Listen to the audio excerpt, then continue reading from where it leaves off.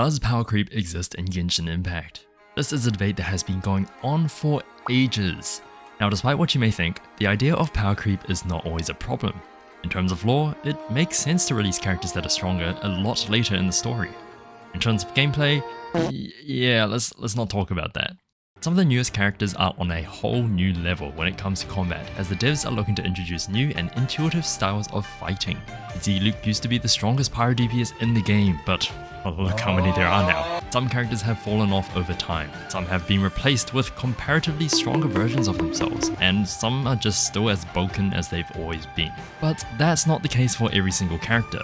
Last time we conquered the world with one of the strongest characters in the game, but how does she compare to one of the weakest?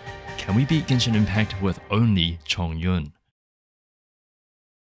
Now real quick, here are the rules. I can only use Chongyun. All banners are allowed, no food in combat, no co-op, and no bug abusing.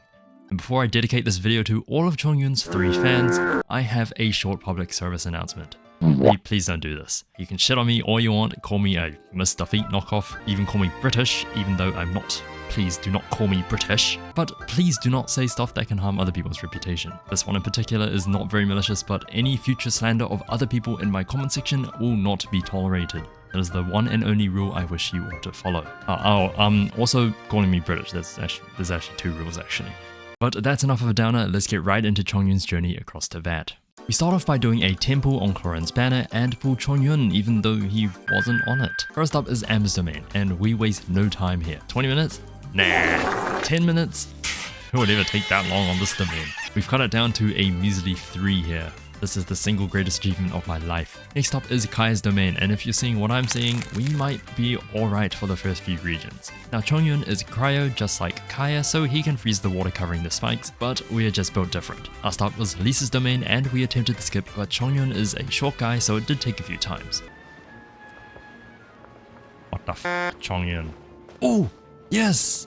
But that was Act 1 complete, and usually I like to explain Chongyun a bit here, but I'm gonna actually save that for after Act 3 this time, so moving straight on to Act 2. Our free temple didn't give us a Chongyun, so our power spike is a bit delayed, but that's fine, considering that we're still very early in the run. Our first fight was against the Eye of the Storm, and Chongyun is a claymore user, so he can't hit it when it flies up into the air. But with a bit of luck, we managed to plunge attack its thick armor and interrupt its sucking game. How close are we to this guy? What the hell? The Fatui hideout is next, and Zamenhof has bad yang energy about him. We managed to stagger him to death with our debate club. Next was the Ruin Guard fight, and Chongyun is actually really good here. The Ruin Guard family has increased resistance against physical damage, which means our debate club doesn't really do that much damage. However, Chongyun is really cool. Because he can change his physical attacks to cryo damage with his skill. I'll talk more about his skill a bit later, but this basically means he does about 3.5 times the amount of damage with his normal attacks. The temple is also no problem for Popsicle Boy. I just pushed this bum into the water and destroyed their shield.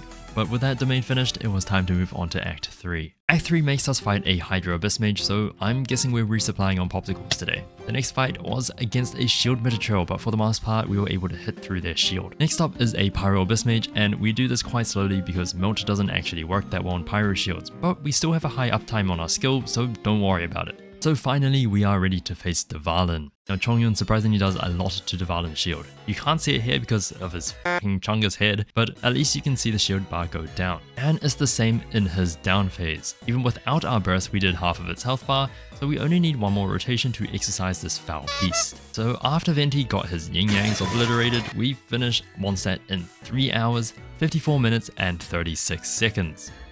Wait, hang on a second. Did I read that right? 3 hours? That's a whole hour faster than Clorinde. How the f is that even possible? I can assure you I did not use any hacks or exploits, and I did all of Mondstadt in a single run with no fragile resin usage.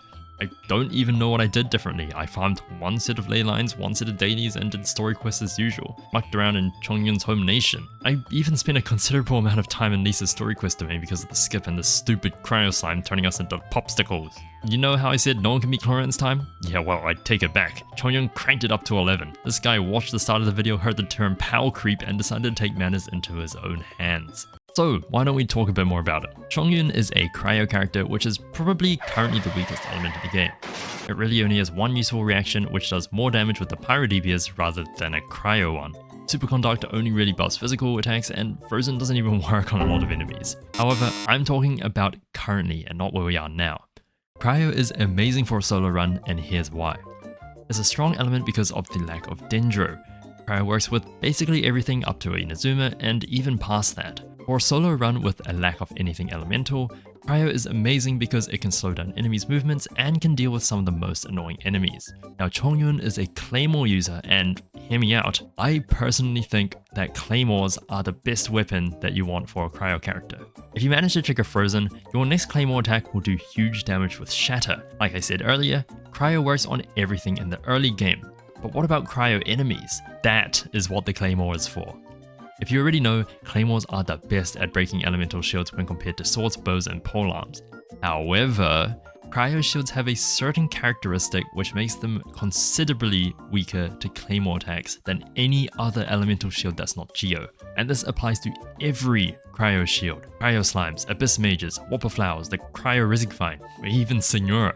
Cryo shields get absolutely demolished by Claymores. And even better, for shields that can't get destroyed as fast by Claymores, Chongyun can just activate his elemental skill and now he does a Cryo Claymore attack. Now it's a bit different from Bennett's Burst, it only gives Cryo Infusion. No extra damage, no elemental buffs, just a pure swap from physical to Cryo damage. It lasts for 10 seconds and has a 5-second cooldown, and it's kinda ass, because I'm not even joking when I say this. It takes longer for Chongyun to break a Pyro Abyss Mage's shield than a Cryo Abyss Mage's shield. Chongyun can however speed this up by using his Burst. His Burst basically summons 3 big Cryo Swords that each do damage. It has such a low energy cost of 40, which means it only takes 1 to 2 rotations of a skill to fully recharge it. I knew this guy was an efficient exorcist, but I didn't know he was that efficient. Now, since it's after Act 3, we are at level 40, which means we've unlocked Chongyun's first passive talent. It's not as strong as his second, but it's still a bit of a buff for him because it increases his attack speed as long as he's in the range of his skill. Now, fun tip about the skill, you don't need to physically be in the circle to have Cryo infused attacks. Chongyun's skill only affects the weapon, which means only the weapon needs to be inside the ring to be infused with Cryo. It's a bit of a funny interaction, but it basically means you can get close to the ring, have your weapon infused with Cryo, and then hit an enemy outside of the ring and still apply it. Now his normal attacks are very slow, especially after his last hit, but he's a Claymore user so it's expected. Luckily for us, we can animation cancel his last attack by sprinting or using a skill to get to attack a lot faster and can even continuously stack at enemies. Okay, that's enough talking. We need to let this guy have his popsicle, he's gonna explode. Wait, what is wrong with that guy's face? Hello? Is that supposed to happen? Can you see that? Oh, there's something wrong with you, buddy. Wait. What the fuck? It's not even attacking me. We're now in Chongyun's nation, and to celebrate, we fight the government. Our skill cooldown and energy requirement is extremely low, so we drop swords on these guys as if we're in Fontaine. We then make our way to Mountain Shaper and we have a Claymore so we can break these rocks real quick. Except we still had to break a lot of them because the game still refuses to place this dumbass further up the mountain.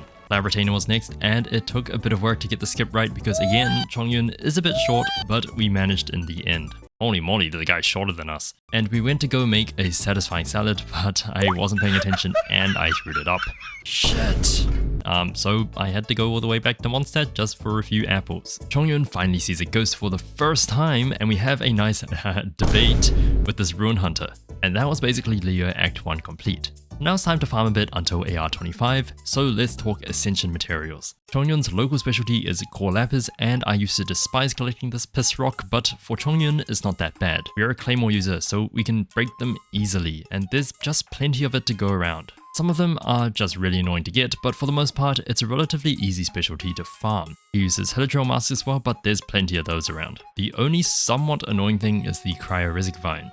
Chongyun is a Cryo character, but also has access to decent physical damage with his Claymore attacks, so we can actually put the Rizikvine into its locked state. Now its moveset is not all that bad. If you pay attention, it's very easy to dodge all of its moves.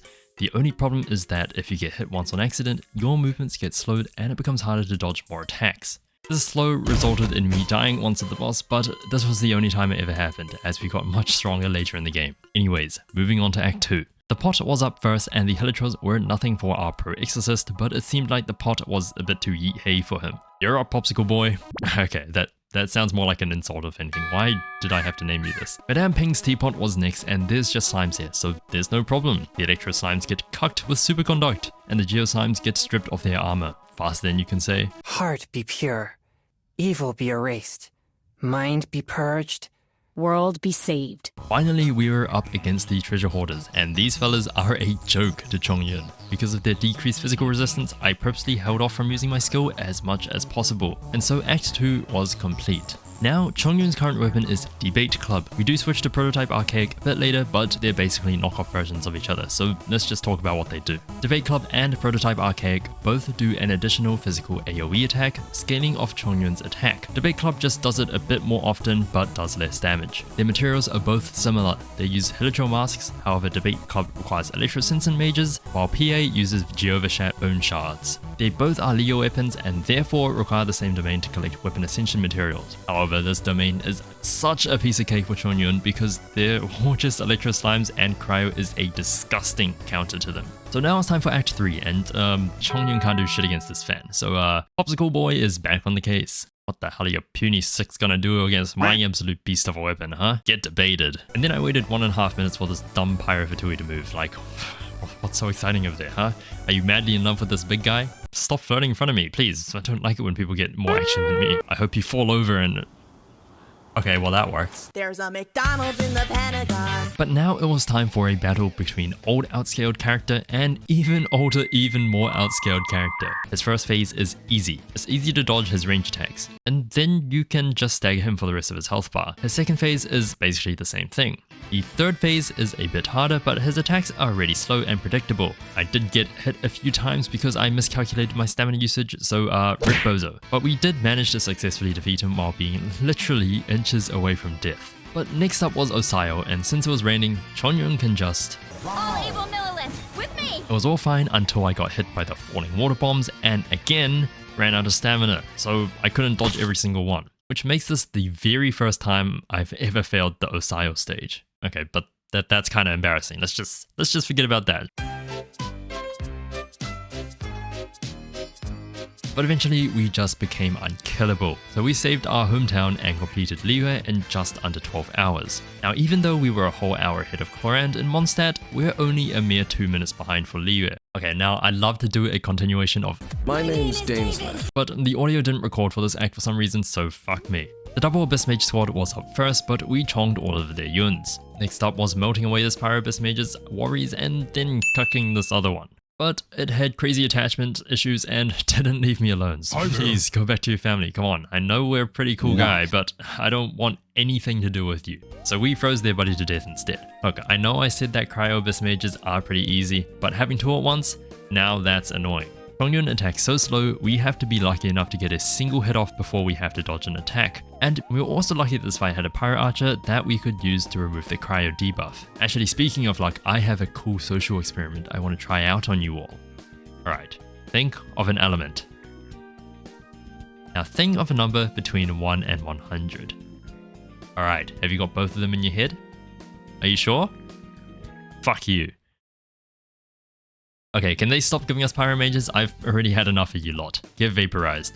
Now the Abyss Herald is probably the easiest elite enemy I've had to face so far. This guy can get infinite staggered in his first phase, and when he puts his shield up, he's literally full of hydro, so we can just freeze him to death. For some reason, the frozen status lasts for a short amount of time for them, so Chongyun isn't fast enough to proc Shatter, but that's fine because we just clobbered the poor fella to death anyways. But now that's Dainsleif complete, so on to Inazuma. First up is the delivery, and thanks to all the water around here, our shatter damage does a massive 2k. Oops, never mind, 2.2k. Thank you, Electrogranum. Chongyun then decided to cause havoc against another government and use the electro arrows in this room to trigger massive superconducts. And that's Act 1 complete.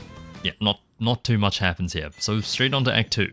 But before that, we actually did a lot of pre-grinding and hit AR35 during Ayaka's story quest, so we leveled up Chongyun to 70, which unlocks his passive talent, Rhyme Chaser Blade. Now this is a massive increase in damage because it's all the way from Fontaine. I've already made this joke and I'll make it again, you can't stop me. Also, our Chongyun is still at C0 because he wasn't on the banner at the time of recording, but don't worry, he will make his appearance soon. But now it was time for Inazuma Act 2.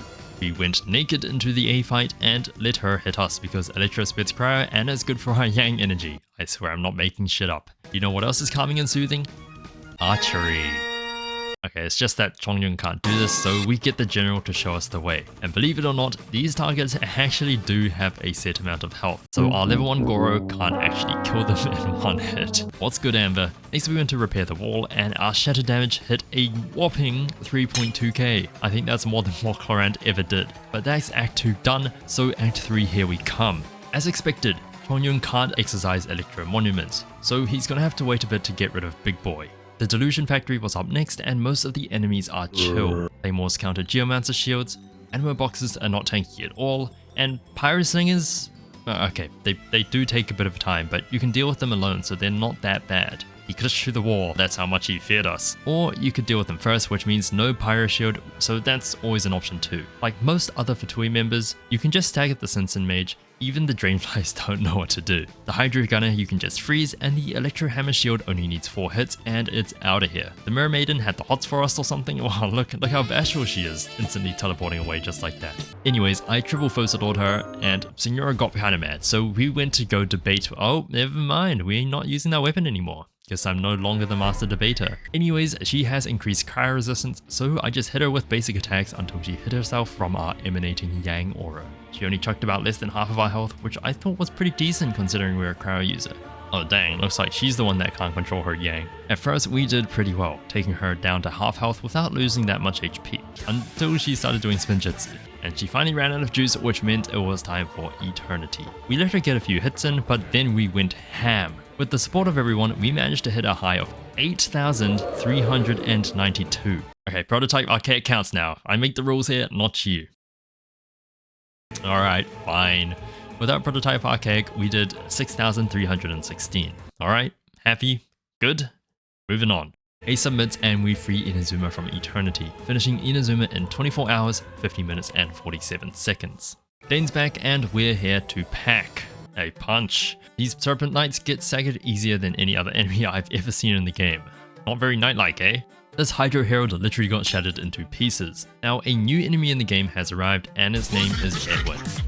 He made the Mimic. Superconduct basically drains its shield as if it didn't even exist in the first place, so that's that. The only annoying thing is that it takes our energy away when we get hit, but our skill cooldown is essentially on a 5-second cooldown, so it doesn't even matter. I don't think we even need to talk about these guys, we've seen way too much of them already. But that's Dane done. So now it's Sumeru time, baby! First up is the Withering Zone, and this is the first ever time I'm using Chongyun's charge attack. Don't worry, we'll see a lot of it a bit later in the run. For some reason, we were far enough away from this flower that it decided to attack us with this range attack even though we're melee. Mushroom flavored ice cream, anyone?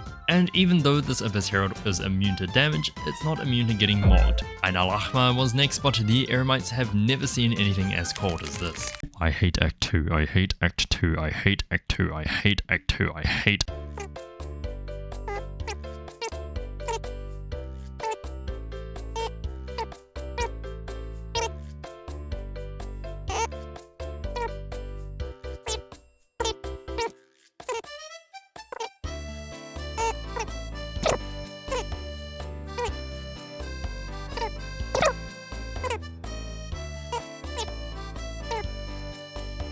Act 3 makes us face Rift Hounds, but these guys are child's play to us. No injuries, I hope. You're damn right. Act 4 pits us against the Elazar Hospital, so it's time for the Dendrogranum trick. Chongyun is a very fast bee-hopper, but his charge attack is so ridiculously slow, it takes more than a whole second just to charge it up. But we did finally manage in the end, even if it took a couple of failed attempts. The last thing in this act was just a few fungi, but we've already had our fun with this lot, so that's Act 4 done and dusted. But now we've hit a crucial point because Chongyun is now on the banner. Don't pay attention to the timer, I've added the pause time after. Now I purposely held off on using the majority of my pulls until now, and we're lucky enough to get not 1, not 2, but 3 Chongyuns.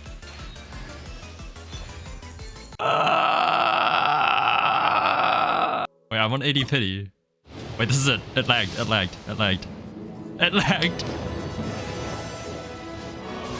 Yes! Hello, please try to quickly Risley! summarize your intents and goals for this meeting. Oh yeah, look at him go. Oh yeah, what a monster. Risley, Ryu the Slay.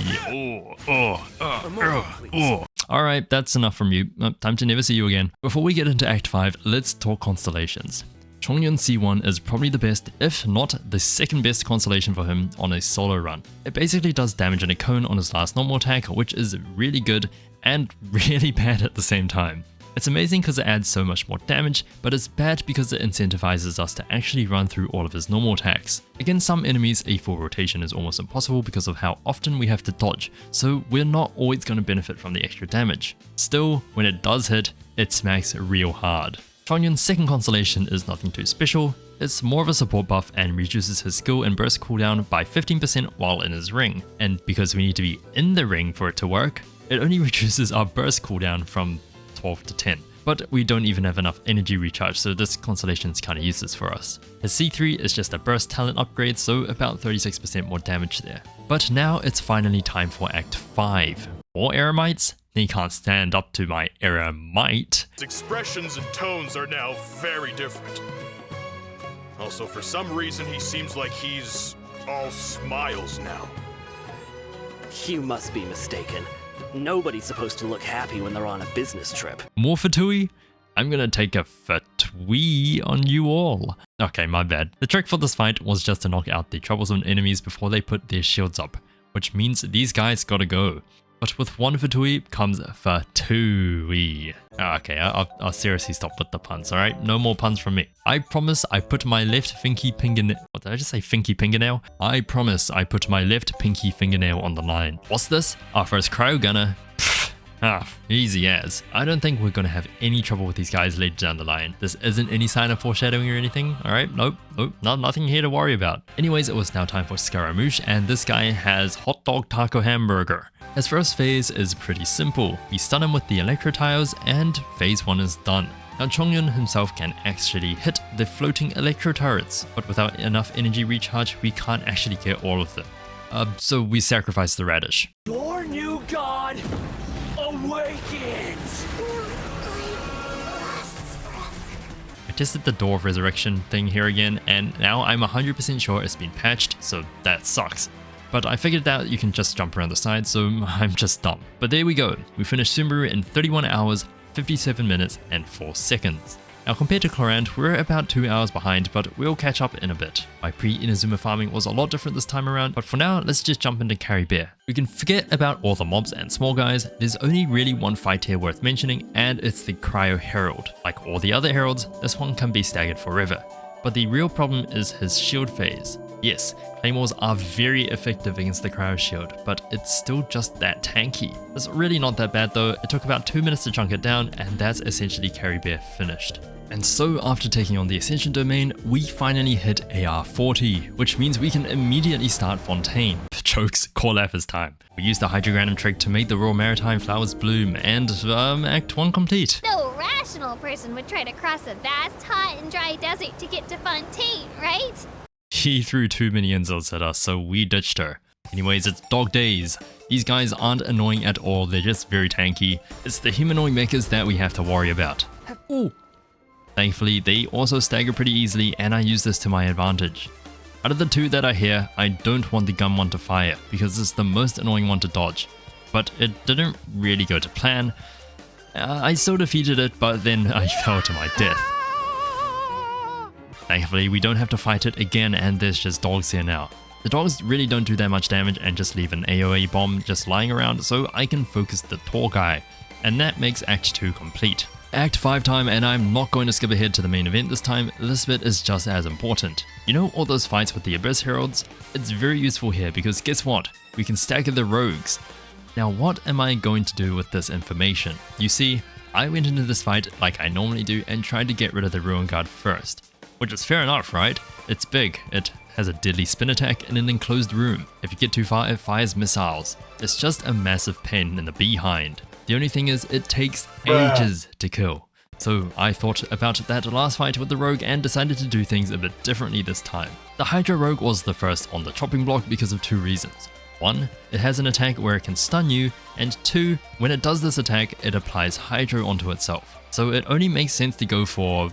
Okay, no, I got rid of the Animo one first. But one death later and it's already so much easier for us to fight. The Hydra Rogue gets taken down without a sweat and the Ruin Guard shortly follows right after. And I'd talk about these guys, but it's just back to Stagger City. So now, it's time to wail. Now we don't have access to arc alignment damage, but Chongyun shreds the eye with help from his C1. So now onto the harder phase. Which is what I'd like to say, but I never realized this before, because I have never done this quest without any Fontaine characters before. Nuvolate gives us a free Numa attack, so it's just 4 hits and done. Fontaine is now complete in just over 39 hours. Now, would you like to all hear a story about this stupid Pyro Abyss mage? I get baited. And with that one sentence story out of the way, we wind the clock all the way back to Natlan. Okay, so you'd think Chongyun would fare well against the Abyss Pylons because he has Cryo Infusion, right? Wrong. He attacks so slow, it takes 3 uses of a skill to break it. And now moving on to this fight, the Pyro Abyss Mage is annoying, but these Tapetlosaurs are just as bad. At least we get Pyro Shields from the Crystallized reaction, but what is that going to do against the fucking gods? We get to fight them again, but this time we read them like a book and took nowhere near as much damage. Oh, come on. Not again. Act 3 makes us fight the Fatui, which we've fought plenty of times before, and Act 4 does the exact same. However, there's one Fatui enemy that we've encountered only once before, and it's none other than the Cryo Gunner. Alright, you know how I said the Fatui are easy to beat? Yeah, well, this guy in particular is horrible. We try to get him down as low as possible before we put his shield up, but once it's up, it's a bloody disaster. We go from doing 1000 plus damage per hit to not even 100. His cryo spray absolutely destroys our health bar, so we abuse the Yomkasaur to survive. The spray lasts forever, but we manage to stay clear of it and knock him down. I'm so glad that's over with. I can't believe how annoying that fight was. Oh, for fuck's sake. I'm not even kidding, I spent about 60% of the fight just waiting up here for the spray to stop. It literally has a shorter cooldown than my own skill, what the hell? It takes 12 seconds for him to reload his fucking vape and it lasts for another 13 seconds. Bro, this fight took 4 minutes. It took 2.5 for the Abyss Herald. Why did this take 4? I can't wait for Shiznaya where these guys are just roaming about, just fucking everywhere. Whoop-de-doo. What am I gonna do? What am I gonna farm to do? Oh, Cryo Gunner. Ah, wow, yippee. What's this enemy? Oh, Cryo Gunner. Oh, wow. Haha. Oh, how fun. Wow. I'm sorry. I'm too mad at this guy to even talk about this ugly ass robot managed to dodge my skill 3 times. But now it's time for war. And I'm doing the exact same events from the Clorinde video, so go watch that one if you really want to know which ones I chose. And here's the exact moment where you can see a light bulb pop up in my head.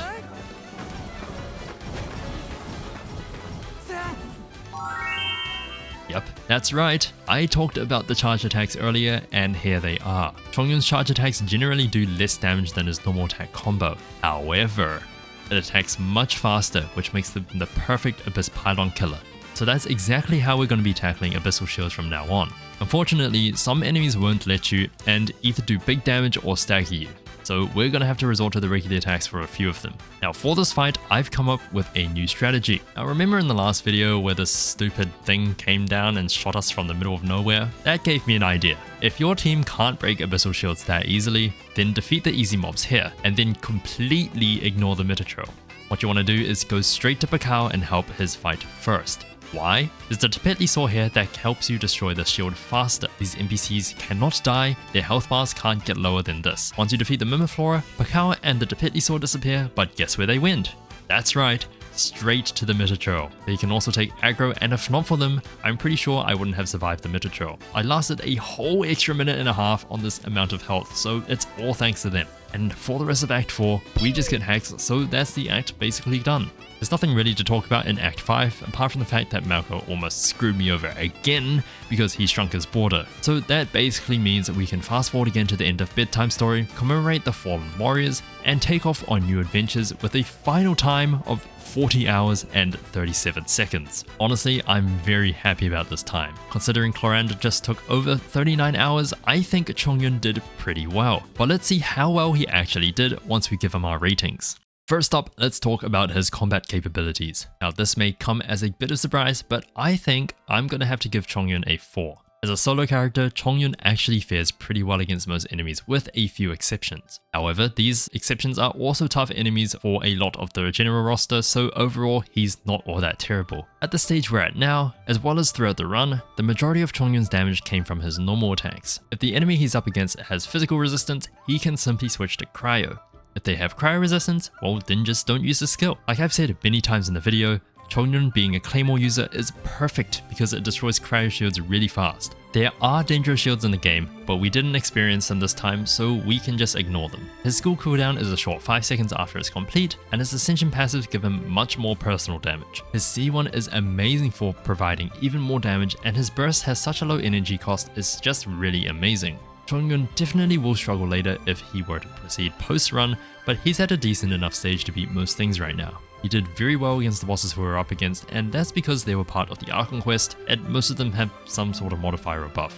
The only reason I can't give Chongyun a 5 is because of his defense. It sucks balls. Doesn't have any form of self-sustain, and since his attacks are already slow, he can get staggered quite easily. If you need to dodge an attack, you're lucky if you can get 2 to 3 hits in before the next one. And because of the fact that his C1 provides a benefit if you complete his normal attack rotation, it's a bit of a downside when fighting multiple enemies or bosses that can't be staggered. In terms of farming, I think I have to give Chongyun a 5. Core Lapis is so abundant in Liyue. It's literally everywhere as long as you have the right waypoints unlocked. You can get about 20 just around Mount Hulao alone, and in so many easy to reach areas as well. His boss is the Cryo Resigvine. As long as you know his attack patterns and can time your dodges right, it's not really any problem. His claymore attacks destroy the cores, so you'll be able to knock it down and decrease its resistances. Now, based on this run, I used Debate Club and Prototype Archaic. If you roll on banners, you're pretty much going to get a Debate Club at some point, and it's probably the best 3-star weapon for him. Prototype Archaic is probably his best free-to-play weapon overall, and can also be acquired pretty easily as long as you have enough geosigils and ores, so there's a bit of farming involved, but the payoff is massive. As for weapon materials, the domain that you need to fight them is in Liyue, but it's really easy for Chongyun. The enemies are Electrosimes and Sinsen mages, and Chongyun fares very well against both of them.